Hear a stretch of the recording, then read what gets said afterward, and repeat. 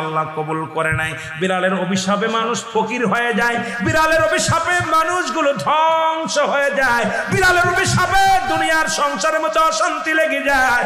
বিড়ালকে ভালোবাসলে ও মুসলমান শুনে নেও, এই বিলাইকে ভালোবাসলে বিলাই যদি দোয়া করে, বিলার দোয়ায় আল্লাহ দরবারে অনেক ফায়দা লুটতে পারবেন। জোরে জোরে চিল্লায়া বলা যাবে না মারহাবা। এখানেও নবী বিড়ালকে ভালোবাসতেন।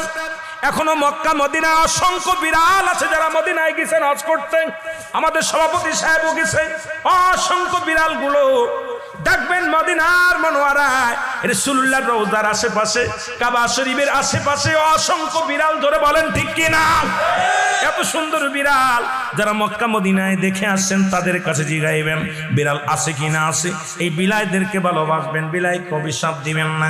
একবার এক মহিলা অমুসলমান রাসূলুল্লাহর কদমের মধ্যে একজন বিড়ালকে বিষ পান